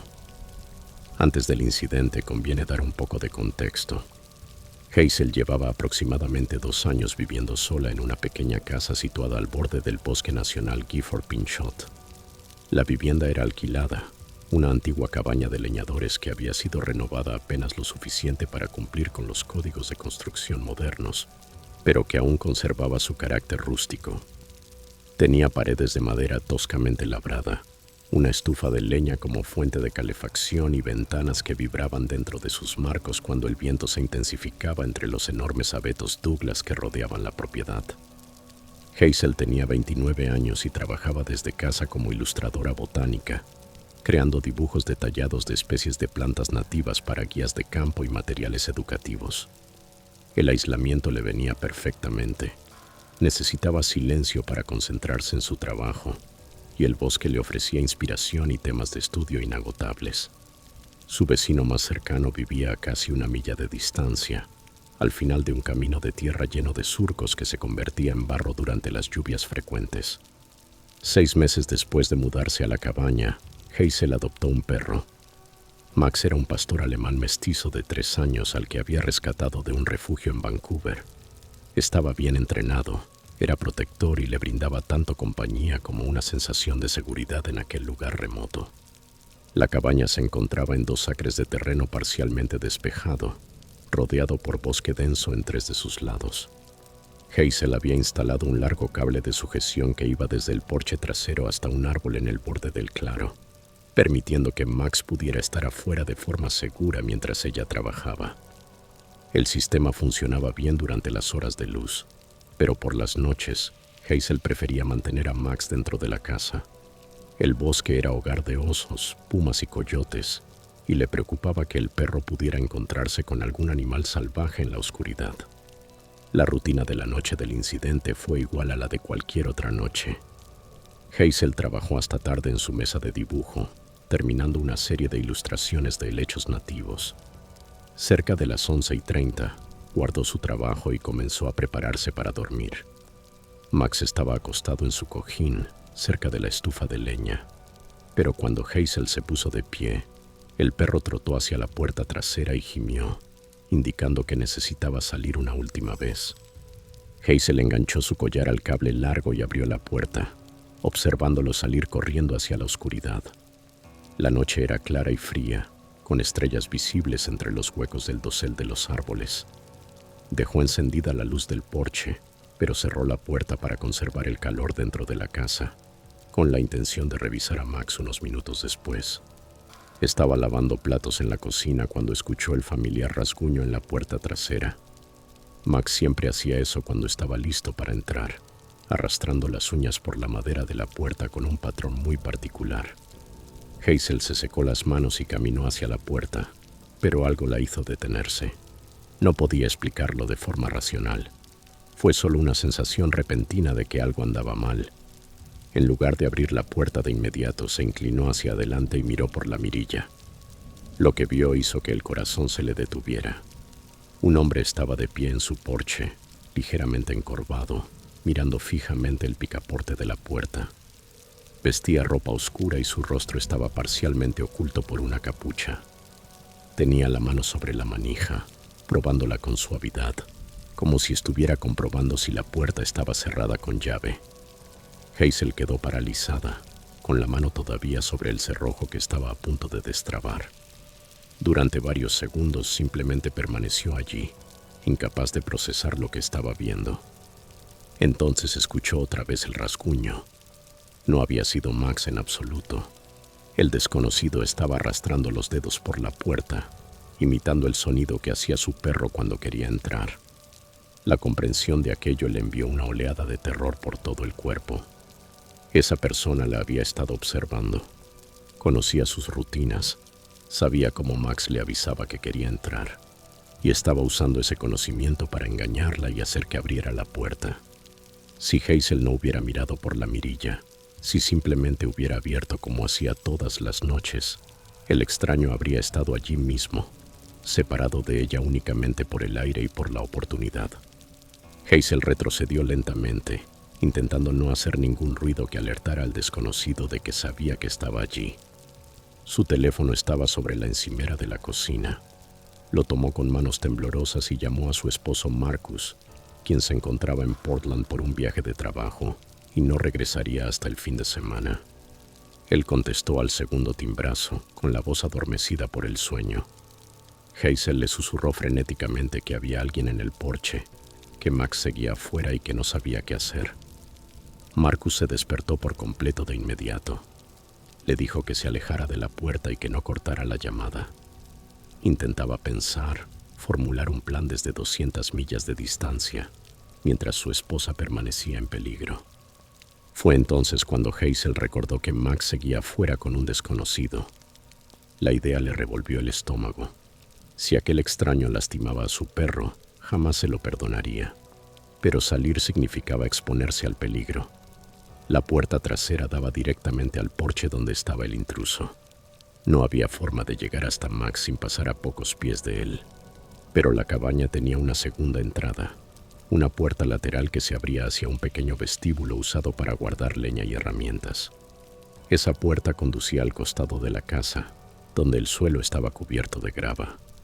Si lograba abrirla en silencio, quizá podría ver a Max, o al menos determinar si estaba a salvo. Hazel caminó de puntillas hasta el vestíbulo, haciendo una mueca cada vez que las tablas viejas del piso crujían bajo sus pies. Movió la leña con cuidado para abrirse paso hasta la puerta. Luego giró lentamente la manija y la entreabrió. El aire frío de la noche entró de golpe, y ella miró hacia la oscuridad. No podía ver a Max desde su ángulo limitado. El perro podía estar en el extremo más alejado del cable, o tal vez había rodeado hacia el frente de la casa. No había forma de llamarlo sin alertar al desconocido de su presencia. Cerró la puerta con el mismo cuidado con que la había abierto y volvió a la cocina, con el corazón golpeándole tan fuerte que pensó que iba a estallarle. A través de la mirilla de la puerta trasera, todavía podía ver al extraño. No se había movido. Seguía allí de pie mirando la manija como si esperara. Esa paciencia resultaba de algún modo más aterradora que si hubiera intentado forzar la puerta. Aquello no era un crimen de oportunidad, era algo calculado. Había llegado allí con un plan y estaba dispuesto a esperar el momento perfecto para ejecutarlo. Hazel consideró llamar a la policía, pero ¿qué les diría?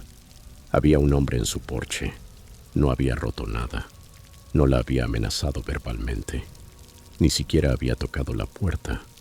Podía imaginar a la operadora preguntándole si le había pedido que se marchara, si había intentado averiguar qué quería. Los tiempos de respuesta de la policía rural eran conocidos por ser muy lentos en esa zona. Podrían tardar 30 minutos o más en llegar. Entonces el desconocido hizo algo que le congeló la sangre. Miró directamente hacia la mirilla.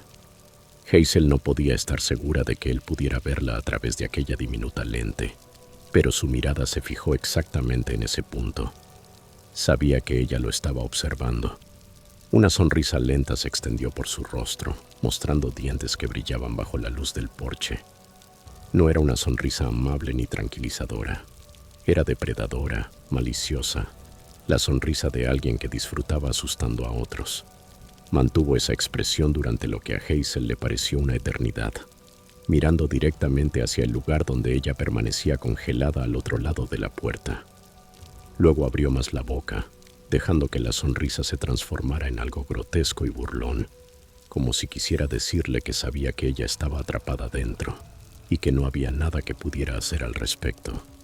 Con aquella expresión horrible todavía en el rostro, el desconocido se giró y se alejó del porche. Hazel observó por la mirilla cómo bajaba los escalones y desaparecía en la oscuridad, más allá del alcance de la luz exterior. No se movió durante varios minutos, temiendo que fuera una trampa, temiendo que él regresara corriendo en cuanto ella abriera la puerta. Marcus seguía al teléfono, con la voz urgente, preguntando qué estaba ocurriendo. Hazel le explicó en un susurro lo que había visto, y Marcus insistió en que llamara a la policía de inmediato. Ya se estaba vistiendo, ya iba hacia su auto, ya planeaba conducir durante toda la noche para llegar a casa. Hazel sí llamó a la policía, y mientras esperaba a que llegaran, se obligó a salir a buscar a Max. Tomó una linterna y un cuchillo de cocina, Abrió la puerta trasera y salió al porche, sosteniendo el cuchillo frente a ella como un arma. El claro estaba vacío y silencioso. Llamó a Max por su nombre y, para su inmenso alivio, escuchó ladridos provenientes de algún lugar entre los árboles. Siguió el sonido y encontró a Max enredado entre la maleza en el extremo más lejano de la propiedad. El cable largo había sido cortado. La línea estaba limpiamente seccionada a unos 6 pies del collar. Alguien había liberado deliberadamente al perro del sistema de sujeción y lo había perseguido hacia el bosque, eliminándolo como obstáculo y anulando el sistema de alerta temprana de Hazel. La policía llegó 40 minutos después. 2 agentes tomaron su declaración, examinaron el cable cortado y registraron la propiedad con linternas. Encontraron huellas en la tierra blanda cerca del porche, marcas de botas que sugerían un hombre de estatura y peso promedio. También encontraron huellas adicionales cerca de la línea de árboles donde Max había aparecido, así como marcas de arrastre en la tierra que sugerían que el perro había sido agarrado y jalado hacia el bosque. Los agentes fueron profesionales y minuciosos, pero ofrecieron pocas esperanzas de identificar al intruso. Sin una descripción clara de su rostro ni evidencia física más allá de las huellas, no había mucho que pudieran hacer. Prometieron aumentar las patrullas en la zona y le dieron a Hazel un número de caso para sus registros. Marcus llegó a casa al amanecer, agotado por el viaje, pero furioso y protector. Quería que Hazel se marchara de inmediato, que empacara lo esencial y se quedara con familiares en el pueblo hasta que pudieran encontrar una mejor situación de vivienda. Pero Hazel era terca. Había construido una vida allí, una carrera allí. Se negaba a ser expulsada de su hogar por un extraño que quizá nunca regresaría. Llegaron a un acuerdo. Instalarían cámaras de seguridad alrededor de la propiedad, luces con sensor de movimiento y cerrojos reforzados en todas las puertas. Marcus también compró un arma de fuego y se aseguró de que Hazel supiera usarla de manera segura. Esas medidas les hicieron sentirse un poco más protegidos, pero la sensación de haber sido vulnerados nunca desapareció del todo. El desconocido jamás regresó, al menos no de una forma que pudieran documentar. Pero Hazel nunca volvió a sentirse completamente segura en la cabaña después de aquella noche. Cada sonido afuera hacía que su pulso se disparara. Cada sombra vista a través de una ventana la dejaba inmóvil. Max se volvió más agresivo, ladrando a cosas que ella no podía ver, negándose a salir solo incluso durante el día.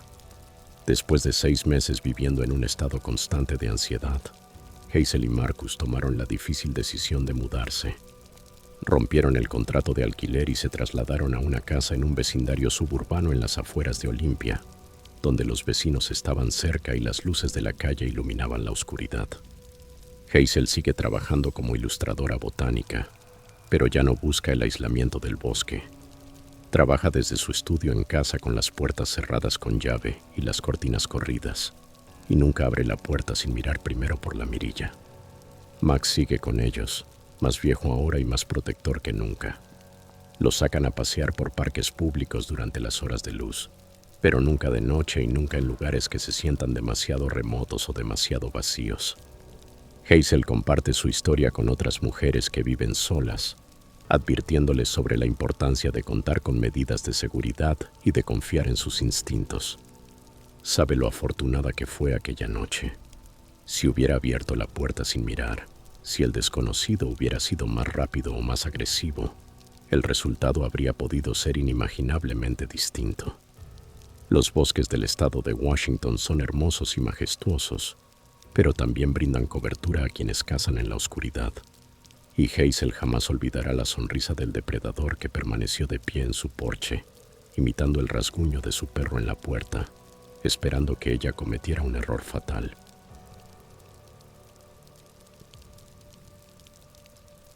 Historia 6. Esto ocurrió hace aproximadamente 4 años, cuando Thomas y Claire, ambos estudiantes universitarios de 19 años, decidieron explorar los caminos secundarios cerca del monte St. Helens para un proyecto de fotografía. Thomas y Claire eran amigos desde la secundaria, unidos por su interés compartido en la fotografía de paisajes y las aventuras al aire libre. Ambos estudiaban en Western Washington University, en Bellingham. Thomas cursaba ciencias ambientales, mientras que Claire estudiaba medios digitales. Con frecuencia realizaban viajes de fin de semana a lugares remotos para ampliar sus portafolios fotográficos. La zona alrededor del monte St. Helens ofrecía paisajes volcánicos dramáticos, bosques antiguos y caminos madereros abandonados que daban acceso a vistas que la mayoría de los turistas jamás llegaba a ver. Habían pasado semanas planeando aquella excursión en particular. Investigaron ubicaciones en mapas satelitales y leyeron reportes de viaje de otros fotógrafos que habían explorado la región. Salieron del campus temprano un sábado por la mañana de octubre, conduciendo el viejo Honda Civic de Thomas hacia el sur por la Interstate 5, antes de girar al este hacia las carreteras montañosas y sinuosas que llevaban en dirección al volcán. El clima era perfecto para la fotografía, con nubes dispersas que creaban condiciones de luz dramáticas y temperaturas lo bastante frescas como para caminar cómodamente. A media mañana ya habían dejado atrás las carreteras pavimentadas y avanzaban por caminos del servicio forestal que pasaban de grava a tierra, y luego a senderos apenas mantenidos que amenazaban con raspar la parte inferior del Civic. Thomas conducía con cuidado, haciendo una mueca ante cada bache y cada roca, mientras Claire navegaba usando una combinación de GPS y mapas dibujados a mano que ellos mismos habían elaborado a partir de imágenes satelitales. El lugar que descubrieron superó sus expectativas. Un camino de tierra serpenteaba por el bosque denso durante casi 2 millas antes de salir a una cresta que dominaba un valle tallado por antiguos flujos de lava. Los árboles se abrían para revelar al propio monte St. Helens, con el cráter claramente visible contra el cielo. Debajo de ellos se extendían colinas ondulantes cubiertas de hierba dorada, interrumpidas por grupos de alisos y parches de roca volcánica. Era exactamente el tipo de paisaje dramático que esperaban encontrar. Remoto, hermoso y aparentemente intacto por la actividad humana.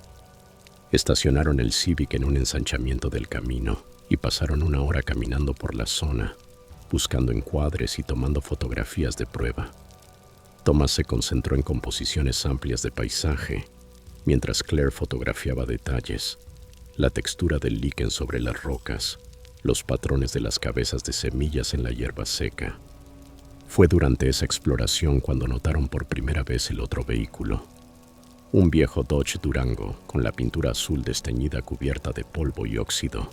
Estaba detenido al borde de un pequeño grupo de árboles, a unas 100 yardas de donde ellos habían estacionado. El vehículo parecía abandonado. Las ventanas estaban sucias y los neumáticos medio desinflados. Caminaron hacia él para investigar, intrigados por la razón por la que alguien dejaría un vehículo en una ubicación tan remota. Mientras se acercaban, vieron a un hombre salir de la línea de árboles cargando una gran bolsa negra de basura. La bolsa estaba llena de algo abultado y pesado, a juzgar por la forma en que el hombre la sostenía. Era de mediana edad, quizá de unos 50 años, con la piel curtida por la intemperie y ropa que parecía no haber sido lavada en semanas. Cuando notó que Thomas y Claire lo estaban mirando, dejó de caminar. No los saludó, no levantó la mano. Simplemente se quedó allí, completamente inmóvil, observándolos desde la distancia. La mirada duró lo suficiente como para volverse incómoda. Thomas levantó la mano en un saludo amistoso, pero el hombre no respondió. Claire sugirió que volvieran al auto, y Thomas estuvo de acuerdo. Regresaron rápidamente, ambos inquietos por el encuentro, aunque intentando racionalizarlo. Tal vez el hombre era un cazador deshaciéndose de restos. Tal vez era un ermitaño que vivía en el bosque y resentía la presencia de intrusos en su territorio. Tal vez simplemente era una persona poco amistosa y desconfiada de los extraños. Subieron al Civic y condujeron de regreso por el camino de tierra hacia la civilización, bromeando nerviosamente sobre el encuentro perturbador, pero ya haciendo planes para volver al amanecer, cuando habría mejores condiciones de luz. Regresaron 2 días después, llegando al lugar poco antes de la salida del sol. La mañana era fría y despejada, con escarcha cubriendo la hierba y su aliento visible en el aire. Estacionaron en el mismo sitio que antes y subieron caminando hasta un punto de observación más alto, cargando su equipo fotográfico. La luz era perfecta, dorada, suave, iluminando el paisaje con esa calidad que los fotógrafos sueñan encontrar. Pasaron más de una hora tomando fotografías, completamente absortos en su trabajo y en la belleza del lugar. Fue Claire quien notó primero el Durango bajando por el camino de tierra. Se lo señaló a Thomas, y ambos lo reconocieron de inmediato. Era el mismo vehículo que habían visto antes, el mismo vehículo del hombre con la bolsa de basura. El Durango pasó junto al Civic estacionado y siguió hasta el final del camino. Luego dio la vuelta y se estacionó directamente detrás de su auto, bloqueándoles la salida. El conductor no bajó. Thomas y Claire estaban a unos 300 pies de distancia, en la ladera, observando a través de sus teleobjetivos cómo el hombre simplemente permanecía sentado dentro del vehículo, con el motor encendido, sin hacer ningún intento de irse ni de explicar su presencia. Pasaron 20 minutos, luego 30. Thomas sugirió que debían regresar al auto, pero Claire dudaba. Algo en la situación se sentía mal. ¿Por qué alguien bloquearía deliberadamente su vehículo para luego quedarse sentado allí sin hacer nada? ¿Qué quería? Decidieron esperar para ver si se marchaba por su cuenta, pero pasaron otros 15 minutos y nada cambió. No tenían otra opción que regresar al auto. Recogieron su equipo fotográfico y comenzaron a bajar por la ladera, moviéndose despacio y con deliberación, tratando de parecer tranquilos, aunque ambos estaban cada vez más asustados. Al acercarse a los vehículos pudieron ver claramente al hombre a través del parabrisas del Durango. Miraba fijamente hacia adelante, con las manos sobre el volante, sin reconocer su presencia de ninguna forma, aunque ya estaban lo bastante cerca como para hacer contacto visual. Thomas y Claire llegaron al Civic y cargaron rápidamente el equipo en el maletero. Durante todo ese tiempo, el hombre no se movió, no habló, no reaccionó. Thomas se sentó al volante y encendió el motor, esperando que el hombre avanzara y los dejara pasar. Pero el Durango permaneció inmóvil. Thomas tocó la bocina. No hubo respuesta.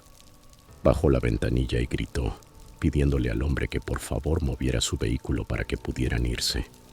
Nada. Claire sacó el teléfono para pedir ayuda, pero no tenían señal celular tan profundo en las montañas. La ayuda más cercana estaba al menos a 30 minutos por caminos horribles, y no había forma de contactar a nadie. Permanecieron varios minutos más dentro del Civic, con la tensión aumentando, hasta que Thomas tomó una decisión. Puso el auto en reversa, retrocedió todo lo que el camino estrecho le permitió, y luego rodeó el Durango conduciendo parcialmente fuera del camino, entre la hierba y los arbustos. La maniobra era arriesgada. El Civic raspaba contra ramas y se sacudía sobre el terreno irregular, pero funcionó. Lograron pasar junto al Durango y comenzaron a bajar por el camino de tierra.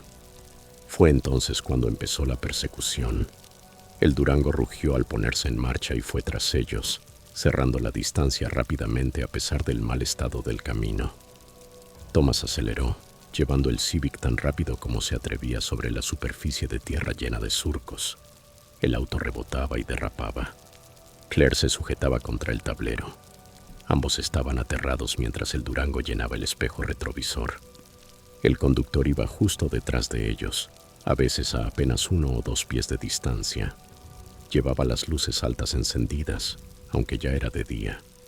El polvo levantado por las llantas de Thomas debería haber obligado al Durango a quedarse atrás, pero el conductor mantenía su posición, negándose a dejarlos escapar. Llegaron al camino principal de grava, y Thomas giró a la derecha, con la esperanza de que una superficie mejor les permitiera ganar distancia. En cambio, el Durango aceleró y se puso a su lado, conduciendo por el carril contrario. Thomas miró hacia la izquierda y vio al conductor observándolo. Entonces el hombre levantó un cuchillo.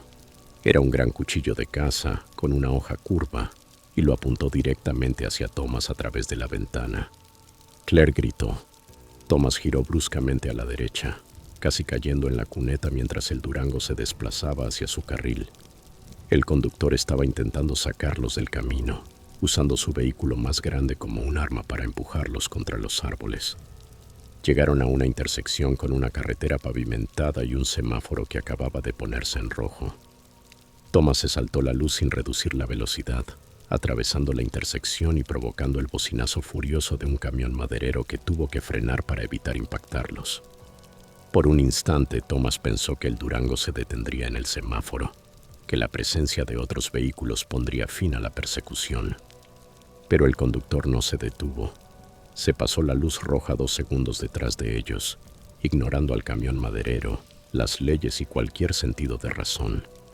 La persecución continuó por la carretera a velocidades que se acercaban a las 100 millas por hora. El motor del Civic chillaba en protesta. Otro semáforo rojo se aproximaba más adelante. Thomas calculó la distancia y el tiempo en una fracción de segundo. Tomó una decisión desesperada. Pisó el acelerador a fondo y cruzaron la intersección justo cuando la luz cambiaba a rojo. El Durango venía 2 segundos detrás, demasiado comprometido para detenerse. Un auto que entraba desde un costado frenó de golpe y tocó la bocina. El Durango giró bruscamente para evitar el choque.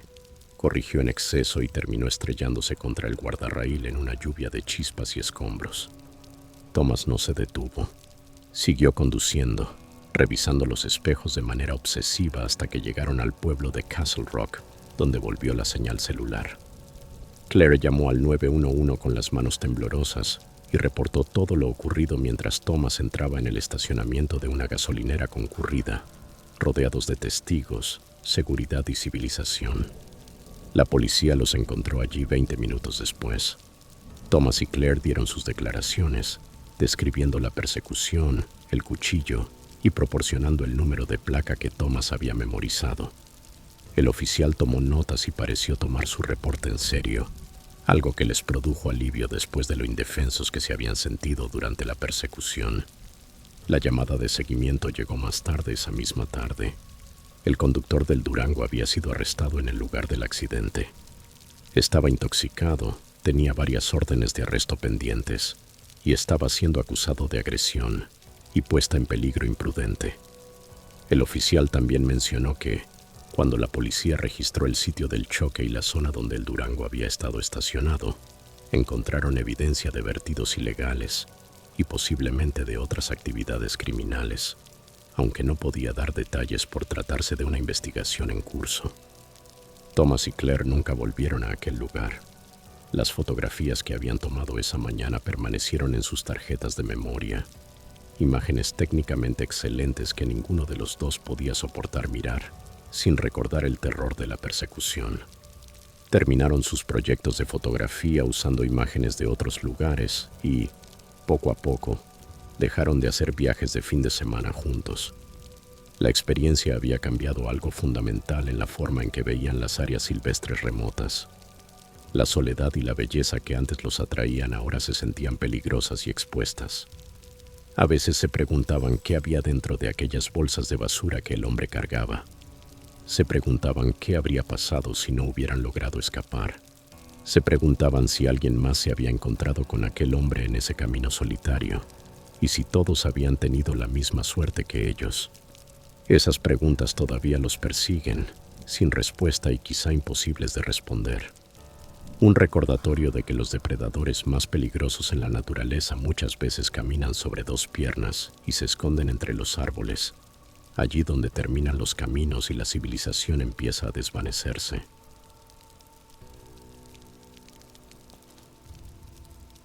Historia 7.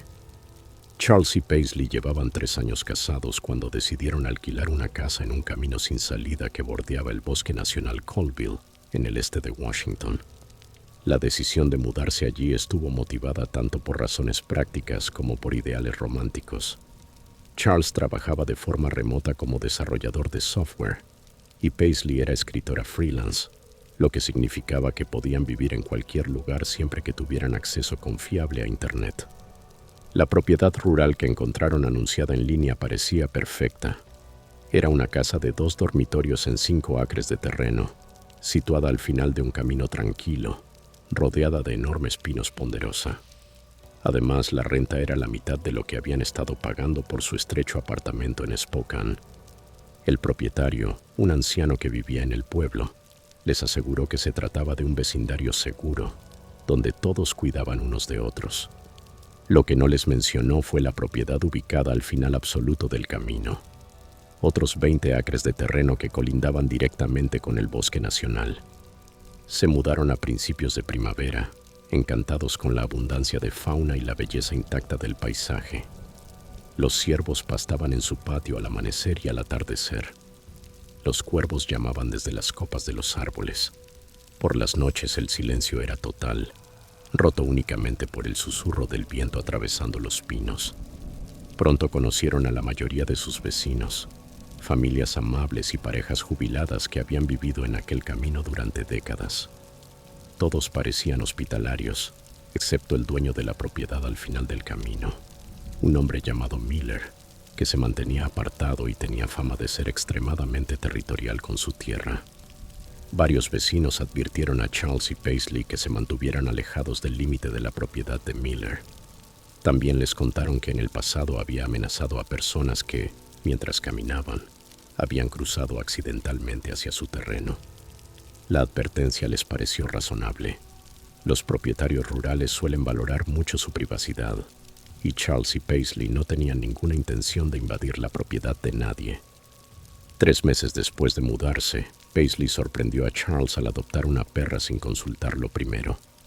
Había estado haciendo voluntariado una vez por semana en la Spokane Humane Society y se había encariñado con una mezcla de pastor de 9 meses llamada Luna, que había sido entregada por unos dueños que ya no podían hacerse cargo de ella. Luna era enérgica, cariñosa y completamente indisciplinada. Ladraba a todo, tiraba de la correa durante los paseos y tenía la costumbre de escaparse del patio cada vez que encontraba una abertura en la cerca. Al principio, Charles se sintió frustrado por la decisión impulsiva, pero la personalidad entusiasta de Luna lo conquistó rápidamente. La inscribieron en clases de obediencia y comenzaron a reforzar la cerca, aceptando que el proceso de entrenamiento requeriría tiempo y paciencia. El problema comenzó cuando Luna escapó del patio por tercera vez en una semana. Charles regresó de hacer compras y encontró la puerta abierta, balanceándose, sin rastro de la perra. Paisley todavía estaba en el pueblo, en una reunión. Charles pasó casi una hora recorriendo el vecindario y llamando a Luna por su nombre, hasta que varios vecinos le dijeron que habían visto a la perra dirigirse hacia el bosque, al final del camino. El estómago de Charles se hundió. La propiedad de Miller estaba en esa dirección, y no le agradaba la idea de tocar la puerta de aquel hombre para preguntarle por una perra que quizá había invadido su terreno. Pero Luna ya era parte de la familia, y no tenía otra opción.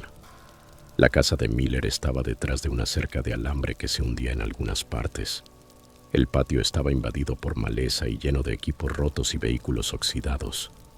Un letrero pintado a mano, amarrado a la puerta, advertía que los intrusos serían recibidos a tiros. Charles vaciló, luego llamó desde el camino, preguntando si había alguien en casa. Miller salió casi de inmediato. Era un hombre curtido por el clima, de unos 60 años, vestido con ropa de trabajo manchada. Caminó hasta la cerca y preguntó qué quería Charles, con un tono que dejaba claro que no tenía ningún interés en una conversación amistosa. Charles le explicó lo de la perra desaparecida y preguntó si la había visto. Miller admitió que había visto a un perro corriendo por su propiedad más temprano y que lo había perseguido hacia el bosque. No se disculpó ni mostró preocupación alguna. Solo sugirió que Charles debería controlar mejor a sus animales. La interacción fue tensa, pero breve, y Charles se marchó sintiéndose inquieto, aunque agradecido de que la situación no hubiera escalado. Paisley encontró a Luna más tarde esa misma tarde, vagando cerca del inicio de un sendero del bosque nacional. La perra estaba embarrada y agotada, pero ilesa. Repararon el hueco de la cerca por donde había escapado y esperaron que ese fuera el final del incidente. Pero aquella noche, Charles despertó a las 2:30 de la madrugada para trabajar, una costumbre que había desarrollado para atender clientes en distintas zonas horarias. Preparó café, abrió su laptop y luego miró por la ventana hacia el camino. Había un vehículo detenido allí, encendido en medio de la oscuridad. No estaba estacionado frente a la casa de un vecino. No estaba pasando por allí. Simplemente permanecía en medio del camino, frente a su propiedad, con el motor en marcha y las luces apagadas. Charles observó durante varios minutos confundido. Luego tomó una linterna y salió al porche. En el instante en que la luz del porche se encendió, el vehículo se alejó rápidamente. Charles alcanzó a verlo a la luz de la luna. Era una camioneta blanca. Miller conducía una camioneta blanca. Lo mismo ocurrió la mañana siguiente. Charles despertó a su hora habitual, las 2:30. Miró por la ventana y vio la camioneta blanca detenida en el camino. Esta vez no salió. Simplemente la observó hasta que el vehículo se marchó 15 minutos después. Cuando Paisley despertó, Charles le contó lo ocurrido y ambos discutieron qué debían hacer. Miller no había hecho nada ilegal. Estaba en un camino público. No se había acercado a la casa ni los había amenazado. Pero su presencia claramente tenía la intención de intimidar, de recordarles que los estaba observando, de imponer algún tipo de dominio o control. Paisley quería llamar a la policía de inmediato. Charles prefería esperar para ver si volvía a ocurrir, con la esperanza de que Miller perdiera el interés y siguiera adelante. Ocurrió de nuevo la mañana siguiente, y la mañana después de esa. Durante 5 mañanas seguidas, Miller estacionó su camioneta frente a la casa en la oscuridad previa al amanecer y esperó hasta que Charles encendiera una luz o mostrara alguna señal de actividad. En la 6ª mañana Charles ya había tenido suficiente. Llamó al trabajo y le dijo a su supervisor que no estaría disponible hasta más tarde ese día. Luego se quedó en casa y se preparó para confrontar a Miller. A las 2:30 de la madrugada, vio la camioneta blanca llegar y estacionarse en su lugar habitual. Charles subió inmediatamente a su auto, encendió las luces altas y condujo hacia la camioneta. Miller huyó, acelerando por el camino de tierra en dirección a su propiedad.